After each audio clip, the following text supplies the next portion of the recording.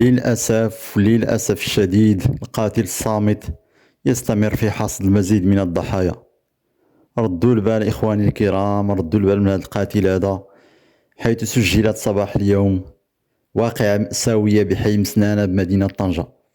تم العثور على 4 أفراد من أسرة واحدة وقد فارقوا الحياة داخل منزلهم في ظروف ترجح المؤشرات القوية على أنها مرتبطة بحالة اختناق ناتجة عن تسرب الغاز القاتل الصامت الذي أدى إلى ضحايا كثر. أفادت المعطيات المتطابقة أن السلطات المحلية والأمنية حلت بعين المكان فور الإشعار ديالها بالحادث، مرفوقة بعناصر الوقاية المدنية والمصالح التقنية المختصة، حيث جرى تأمين موقع الحادث وقاموا بالمعاينات الضرورية ونقل الضحايا إلى مستودع الأموات بناء على تعليمات النيابة العامة المختصة، في انتظار إخضاعها للتشريح الطبي قصد تحديد الأسباب الحقيقية.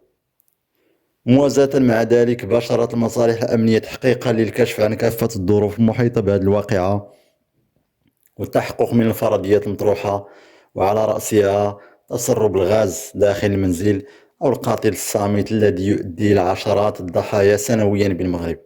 ردوا البال إخواني الكرام وما نستعنوش بتسرب الغاز في المنزل كيفما كانوا نوعا ما نتساهلوش نهائيا، لأنه ما كنشعروش بأنه حتى يؤدي للوفاة وكيؤدي إلى خسائر كارثية في الأسر.